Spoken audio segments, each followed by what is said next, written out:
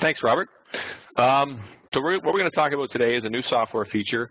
Some of you may have heard us discuss it, tech transfers and whatnot. It's called IRVision NoCal, and basically it's a way to make use of IRVision without having to calibrate it. I'm just going to hit some of the high value points of the new software right off the top here. No user frame or uTool teaching will be required. There's no application Z value required, so you don't have to worry about the part Z height and figuring out what that is, which can sometimes be complicated. Parts of different heights are easily handled, so you can have a part that's one height, and then a different part that's a different height, and the way the application works, the way the new software works, it'll handle it very easily, as you'll see as we go through. The same part could be presented to the camera at a different height, and the camera will figure it out, adjust, and calculate an accurate offset for picking. The working plane does not need to be parallel to world, so you could have a plane that's off at an angle. As long as you get the camera roughly parallel to that plane, it'll go ahead and figure it out from there. Very handy. It's going to be priced cheaper than 2D Vision. It'll be priced, as you'll see when we get to the corporate price list slides, it'll be in between IRVision error proofing and full-blown 2D guidance, so there'll be some cost savings using this. And it's a great way to get started with vision-guided robotics. We're hoping that integrators and end users that haven't used Vision yet will maybe look at this as a way to get their feet wet, so to speak, in the wonderful world of vision-guided robotics. Okay, so here's an agenda of what we're going to talk about today. I'm going to go over the IRVision NoCal, a little theory of operation, how it works. I'll show you what it's going to look like on the corporate price list. It's not on there yet, but it will be soon. Then I go through the detailed steps of how to actually set up and execute the NoCal Vision process. Then I have about a 10-minute video which goes through all the steps, and there's a little application at the end. Then I'll go through the limitations. There are some limitations to it, which is why you need to upgrade to full-blown 2D at some point. There are already some coming improvements for IRVision NoCal, so I'll talk about those, and then I'll go over the value points again. And as Robert said, if you have any questions, feel free to submit them, and I'll try to get to them at the end, or maybe even as we're going along here. Okay, so with traditional 2D vision, here are the steps. You need to teach a TCP, make sure you have an accurate pointer that you can use to then define your grid to set up your user frame. You then calibrate the camera to that grid. You create and train your vision process. You train your model, train your GPM. You set your application Z, that's important in order for the information to be accurate. You set your reference. You go down, you teach your robot reference, pick position. Then you're ready to go. So with 2D NoCal, none of those first three steps are necessary. There's no TCP training, there's no user frame training, and there's no camera calibration. You still need to set up a vision process, train a model. No need to worry about setting the application Z. You set your reference, very similar to the way you do with a single view vision process. And you set up your TP program, which, as you'll see, is very similar to a regular 2D vision process program. Then you run your program. So the big items are no worries about uTool teaching, no worries about U-frame definition. It's currently supported only for a robot-mounted camera. So this only works for a robot-mounted camera and only for a 6-axis robot. And the way it works, the basic theory of operation, as you see here, so here's our part, and here's our robot-mounted camera. So this would be defined as the reference position. And what happens at runtime is it'll go through some iterations, and it'll actually move the camera so that it's centered over the part, not necessarily centered, but over the part in the same way as the reference position. You'll see here the relationship between the part, the center of the camera is the same. So it iterates, moves the camera, gets the camera in the same spot it was for the reference position. And it does that within some tolerance, and that's actually a field in the vision process you'll see when we get there. So it'll actually try and square the camera up to the part within whatever tolerance you say here, and this is the default distance, so within an XY distance of 0.1 and an angle of 0.1 degrees, and you can increase that depending on what robot and application you're doing. And then the way the offset is calculated for the part is they take the robot found position and they subtract the reference position. So the trick is they're using the difference in robot positions to figure out the difference in part positions, generates an offset, and then you use that just as you normally would for any vision application to go ahead and pick your part. Okay, So now that's the theory of operation. Here's what it'll look like on the corporate price list. At some point, it'll be right in here between airproofing and 2D guidance. With a Sony, it'll be priced at $5,200. With a Kowa, it'll be at $8,150, and that'll include the camera, the two cables, the RCC cable out to J1 and the J3 cable, and the Sony camera and lens. And of course, you'll be able to substitute standard lenses or high-res lenses as needed. And there'll be a couple different cable length options for both of those options. Here's all the stuff you'd get. For instance, with the Sony version, you'd get the new NoCal option, R588, the eDock CD. You get your Sony camera, your 1/4-20 camera mount, a lens, and then we're throwing in a 10-meter RCC cable and a 2.5-meter J3 cable. That gets you everything you need to get going with a NoCal vision process. Okay, here are the details how to set it up. First of all, you mount your Sony or Kowa camera to your end-of-arm tooling. Then you go ahead and you create your camera setup in IR-Vision. Be sure to select robot-mounted camera. It only works for a robot-mounted camera. Here, the example here you see is a Kowa camera. It works with Kowa or Sony.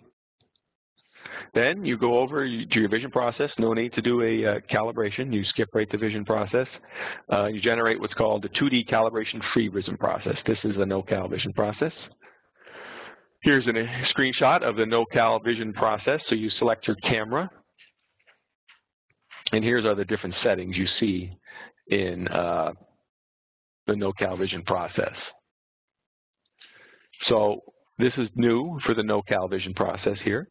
And here's the distance tolerance and angle tolerance I mentioned before. So those are right there in the vision process for you to play with. And there's a learn status, and I'll talk about that in a few minutes. Basically, there is kind of a calibration that happens, but it's all automatic. There's an offset height feature, which I'll talk about in a few minutes, so you can actually decide whether or not the part height is going to change. And then this looks here, this is your reference position information. It looks a little different because everything's in terms of pixels. You'll see it, notice it says vertical and horizontal rather than X and Y because everything in the NoCal vision process is in terms of pixels. So the way you set it up, you go down to your GPM, and you can only use a GPM with a NoCal vision process. You train your GPM as normal. Go ahead and mask out any unnecessary edges as usual.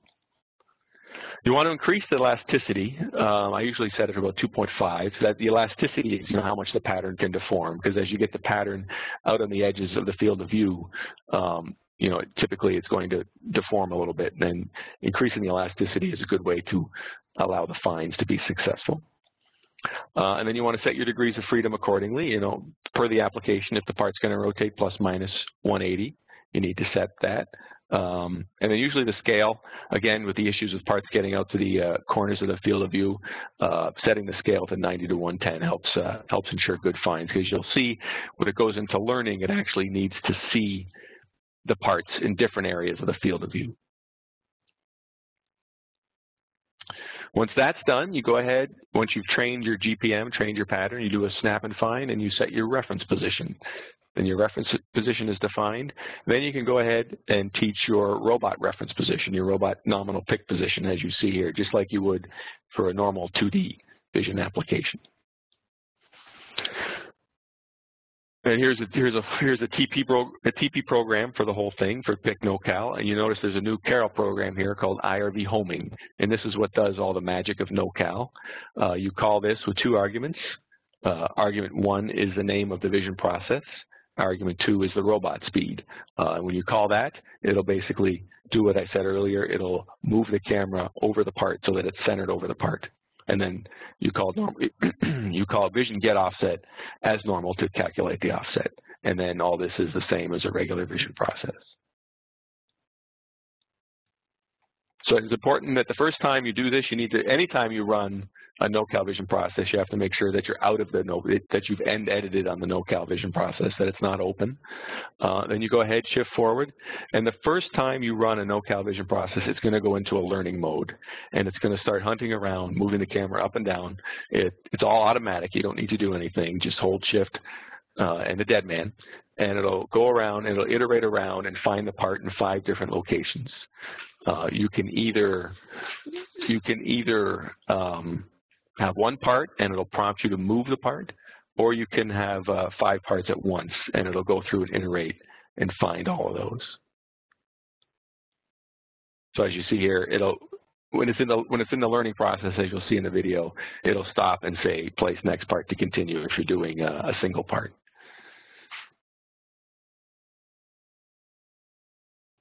Yeah, and all this again will be covered in the video. When we get to the video, we'll go through it. You'll see all the different steps that happen. So once learning is complete, it takes about 1.5 minutes, 2 minutes. You'll get a learning complete message on your teach pendant. The robot will pause. And if you went back into the vision process, you'll see the learn status will be set to complete. And there is a clear button here. Should you change the pattern or feel for some reason the learning's no good, you can clear it and redo it any time should you need to. Okay, so with that, we're going to go into a video which shows all these steps.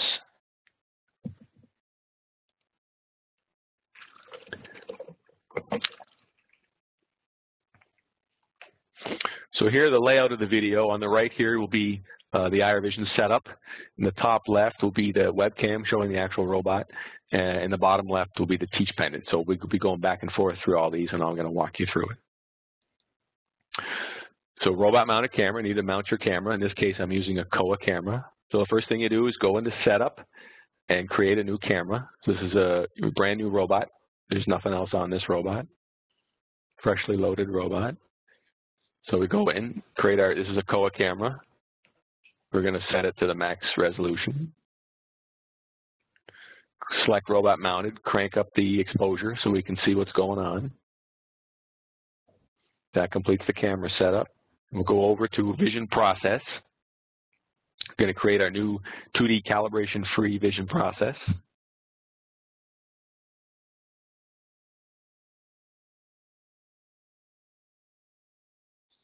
Okay, here's the vision process. So we're going to select our robot-mounted camera we just created, increase the exposure a little bit.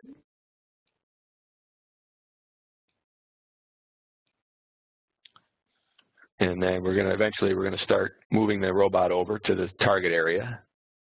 And if you look in the webcam area over here, my white mouse pointer, that's the target area where the parts are going to be. So now we're jogging the robot. We've set it in live mode. So over on your right, you can see we're in live mode. In the top left, the robot's moving over. We're going to, roughly center the robot-mounted camera over our work area. Doesn't need to be exact in any way. We're going to move up so that we get a big enough field of view so we can see the whole work area. Okay, there's our view position. So we're going to put one part down for training. So you can see over in the top left, the part was put down for training. Now over on the right, we're going to go ahead and train this part. So there's our simple GPM. We're going to mask out the unnecessary edges using our paint tool. This is the new 8.3.0 interface too, by the way. The new it's different from 8.2.0. The IRVision interface was improved from 8.2 to 8.3. That's what you're seeing here. So you can drag stuff and paint stuff, much improved over the 8.2 version. So now we have our trained mass pattern. Going to increase our elasticity, 2.5, turn on our scale. Do a couple snap and finds. Looks good. So we're going to go ahead, do another snap and find. So we're going to leave our distance tolerance and angle tolerance at the default. We're going to snap and find and set our reference. So there we go. So now we're setup is complete of our no-cal vision process. Now, if you look over in the bottom left, the teach pendant area, we're going to create our program to pick these parts using vision. So first of all, I'm going to show you there's no frames. So tool frame, all zeros, user frame, all zeros. We're using, and actually we're going to use tool frame 1, which is all zeros, and user frame 0, which is world. So we're going to create our no-cal. Again, I'm looking at the bottom left of the screen here, create our no-cal vision process. Our no-cal teach pendant program, sorry. So we're going to teach a point. This is going to be the view position, just right where we're at. You can see in the top left in the webcam where I moved the robot to.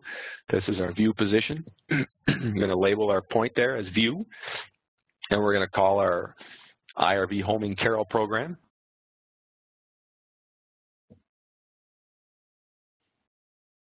And point to the no-cal vision process we just made. We're going to use 500 millimeters a second for our robot speed during homing. And then a regular get offset, which puts the offset into VR1.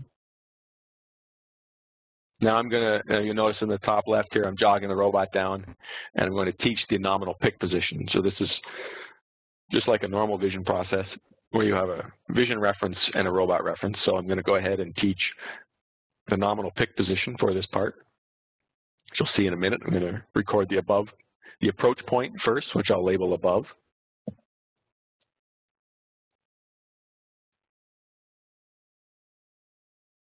So there's my approach point. Put my offset VR1. And jog down to the actual pick point. So this will be my nominal pick point. So I'll always pick the part this way after the vision discovers its true position. Label this pick, put my offset VR instruction. Now I got to turn on my vacuum, pick it up using robot output number 1, wait a half second, make sure we grab it, and then I'll copy my above motion to get it back up above the work surface. So there we go, there's our TP program to find the part with no-cal and pick it up. So now we're going to move back up. You'll see in the top left the robot moving back up.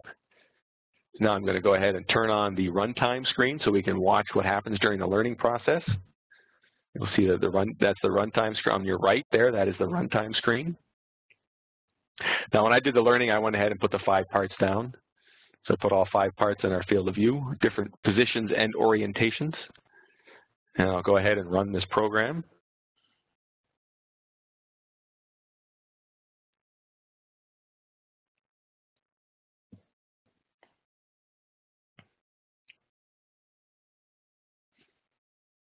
So now you notice on the right screen, on the runtime screen on your right, that it's in the learn status is learning. So it's in the learning mode now. This will take about 1.5 minutes.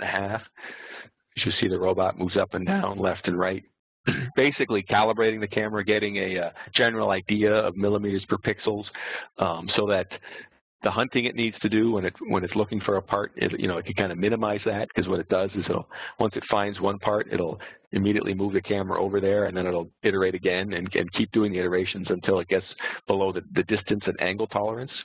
And this learning process enables that process to be quicker. It usually takes 2 to 3 snaps in order to get the camera centered over the part. And that is one of the limitations of the no-cal vision process. Is a little longer cycle time involved in locating the parts, and that needs to be taken into consideration when you're engineering a potential no-cal vision application. So now it's iterating around, finding all the 5 different parts, moving the camera over, doing some checking. This is all happening within that IRV homing program. It's just all the user needs to do is shift forward and let it finish. Now it does happen sometime where if the robot's unable to get below that distance and angle tolerance, you'll get a fail to converge error. In that case, you need to go back into the vision process and adjust those tolerance values and run it again. For this application, the default seemed to work well. So now the learning's complete. You can see you got a message in the bottom left on the teach pen and at the top, learning complete. On the right there, I'm going to go back into the vision process just so you can see learn status is set to complete. So we're pretty much done with our setup. That's about 8 minutes in. We set up the no-cal vision process, set up a vision guided application. We're going to go through and test it now. So you can see I went ahead and ran the program. I'm going to go pick one part. I'm in T1 still in here. That's why the motion is pretty slow. You'll see full auto in a few minutes. So I went ahead, picked one part, got rid of it. Now I'm going to go ahead and try and pick another part. So it's just going to it finds the best one and then goes ahead and sends the camera over to it. There you can see the couple of motions it takes to get the camera square to the part again. So it calculates the offset and away we go, pick the part. So that seems to work pretty well. We were able to locate and pick 2 parts. Now we'll try the option of actually raising the part. So we're going to raise the parts up about 40 millimeters, which for a traditional vision application, you'd have to go back into the vision process, make sure you change your app Z, make sure it's accurate. Here, all you need to do is go back into the vision process, which I'll do on the right here. You'll see in a second. I'm going to go back into setup here on the right. Going to go, and you'll see there on the extreme right, turn on that offset height. So now it'll actually offset the height. And of course, the way it offsets the height is by the scale. So it's going to not only move the camera X, Y, and R, but it's going to move it in Z until the scale of the pattern is the same. It gets back to that 100%. So there you see it moving up, and it generated an offset, and pick the part. So very easy to deal with parts at different heights, as you see. And I'll show you here the vision offset, so you can see there is a Z component to it now. That box is about 41 millimeters tall, so it did a pretty good job of calculating the Z offset. And I'll try that one more time.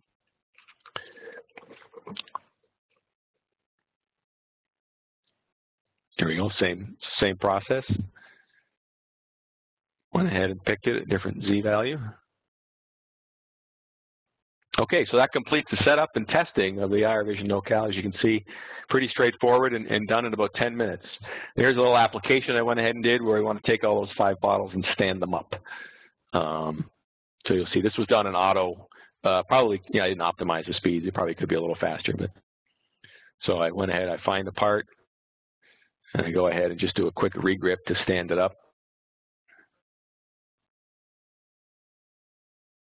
There's one part. So you'll see now the NoCal in operation here. There he goes, spins around, finds the one, homes in on it, calculates an offset, and goes and picks it. The rest of the parts, I sped the video up just for time's sake. So the rest of this is at twice normal speed.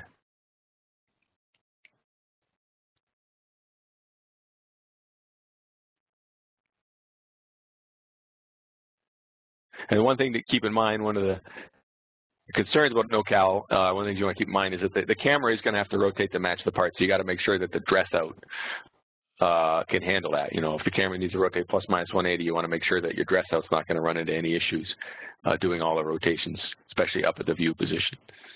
So that completes our application. So there's a NoCal application of finding 5 parts and standing them all up using a 6-axis robot. Okay, some of the limitations of IRVision NoCal. Robot-mounted camera, Sony or Kowa for now. Actually, that's changing. There will be a fixed option soon, fixed-mounted camera option for NoCal soon. The dress out, you must allow the camera to rotate and match part orientation. That's important. You want to make sure that at the view position, the camera is able to rotate to match the part orientation and not cause any issues with the dress out. 6-axis robots, again, only for now. That is coming, or they'll change that. The vision find times are going to be a little longer, as you see here, because it needs to iterate, needs to move the camera over to get it centered over the part. So there is a little bit, could be a little bit longer of a time to find stuff. So when you're engineering your application, you got to keep that in mind. You could do all this. NoCal will work in RoboGuide. The last webinar I did, I went into details on how to do IRVision simulation within RoboGuide. You can certainly do NoCal within RoboGuide as well, so that's a way to look at the cycle times, although be careful that the vision itself is going to run much faster. The actual algorithms are going to run much faster in the PC, but in terms of dress out and everything, it's a good way to see what those cycle times are going to be. Currently, GPM is only supported for IRVision NoCal, but all the subtools of the GPM are available. So in terms of making decisions over part identification, part ID, and stuff like that, you can do all that with an IRVision NoCal. Some coming improvements for IRVision NoCal. Fixed mounted camera for place offset. So there'll be an option where if you have a fixed mounted camera and you're holding a part, so you need to be holding the part. You could not do a fixed mounted camera with fixed parts. It would be a fixed mounted camera for a place offset or a tool offset. So you could pick a part blindly, bring it over to a camera, execute a vision NoCal, and generate a tool offset for placing. So that's coming. Support for 3-, 4-, and 5-axis robots is coming as well.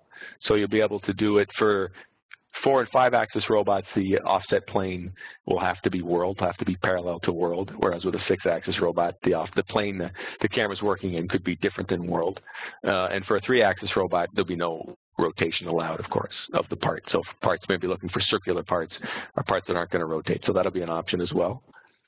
And they're also going to add an option where you can use circles rather than the part for training. So especially in the case of a fixed mounted camera, you can imagine if you're holding kind of a larger part under the camera, it's going to be hard maybe to move that part around in the field of view to different spots. So you'll be able to print out really any perfect circle. You don't need to train it as long as it's a perfect circle, and put 4 or 5 circles around the part and execute the learning, and the software will execute looking for circles rather than the part. So that'll be an option which will make it even easier to set up. And the vision process will have a basic and advanced mode. So they're going to go ahead and hide some features that are more advanced, and you'll be able to turn those on and off. Once again, the value of IRVision NoCal, the big thing is no user frame, no user tool teaching. That is often the source of error.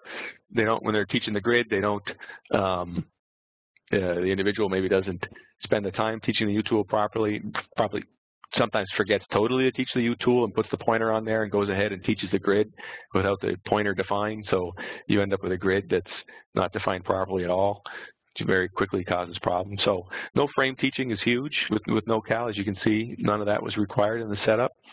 No application Z value required.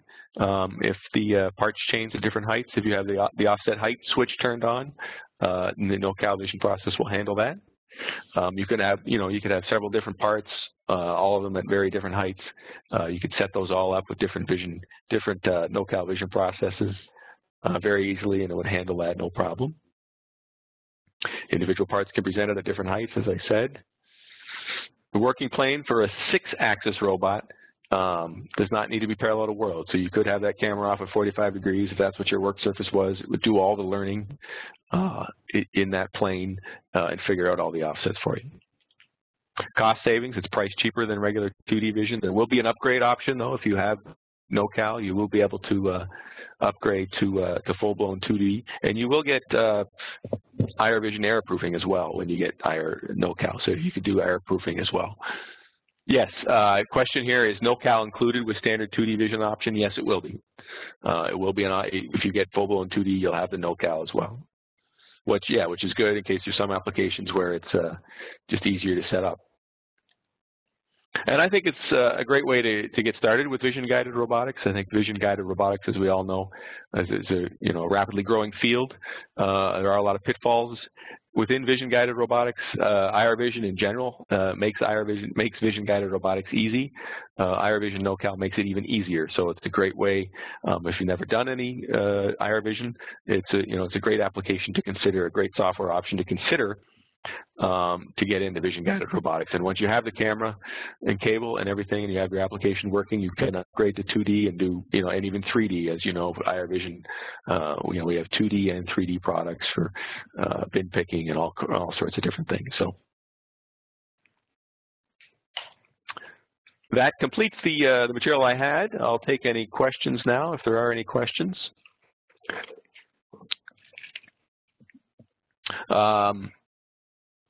IRVision is generally easy to use. That's the whole point of it, given that it's fully integrated into the robot controller.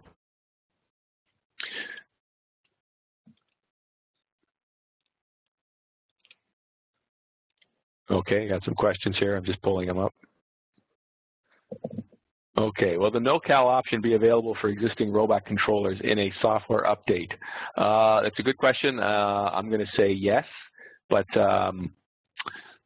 this is Benjamin. Benjamin, if you could send me an email so that I'll have that, I will follow up directly with you. But I'm going to say yes, it will be available through a software update.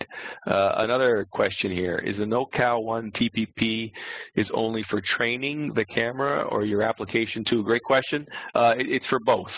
The way it works is the IRV homing program will go into a learning mode the first time you run it. The first time you run that program calling a new NoCal vision process, it'll automatically go into the learning program. Once the learning is complete and you call IRV homing for that vision process, it'll just center the camera over the part and calculate the offset. It won't go into learning. So the IRB homing program does both. Do you need the Carroll option? No, you do not. That's a very good point. It is a Carroll program that's ran, but it's a special Carroll program that you can run without having the Carroll option installed on the robot. Someone's asking availability. I'm hoping here early March it'll be available on the corporate price list. If there's a project you really want to try it on, talk to myself, maybe talk to Ed Roney. We could, work on getting it to you sooner if you absolutely really want to try it. Another question here, what happens if all parts don't fit in the field of view? Do you have to create different viewpoints to move around? Yes, you would have to. The way it works is you execute it and it only finds parts in that, in the field of view, and it'll hone in on one and go ahead and it'll start. Once it finds one, it's going to stay to that one. If it finds one and in that first motion over it doesn't find close enough to where that one was, you'll end up with an error. And the error handling works, right? If something happens in IRB homing, then get offset will fail, jump to the error label, and you can come back and try and correct. So yeah, if you have a table of parts, you would just have different view positions, you just move it to a different view position and run the same IRB homing. All the learning will apply to that new view position, and away you go. Okay, that's it for all your questions. Thanks, everybody, for taking your time out of your busy schedule to learn about IRVision NoCal. We're excited about it. We think it has a lot of potential. With that, I'll turn it back over to Robert. Thank you, Dave. Excellent job. We hope you enjoyed today's webinar on the NoCal option for IRVision. If you do have any additional questions, you can get in touch with Dave or someone else from our H segment. They will try to assist you as much as they can. I'd like to remind you we do have a webinar next week on Friday covering our 4D graphics, and then 2 Fridays after that covering our PCDK, PC Developers Kit, and I think that one will be a good one. Also, I'd like to remind you that this webinar series is one of the exclusive benefits of being a FANUC authorized integrator. You also have access to our FANUC Sales Toolbox, our Robotics Advantage program, traditional marketing programs, and also access to our CRC website where you can access a lot of different capabilities. All of our webinars are available on the CRC site. This particular one should be up usually within a week, but sometimes up to 2 weeks following, in addition to the slide deck. So once again, thank you for coming. We hope you enjoyed it and found it informative. Please take our survey following the conclusion of this webinar, as we use this to keep improving these webinars and also to drive future topic selection, which we're going to be doing in the coming months. So please take the survey and have a wonderful Friday.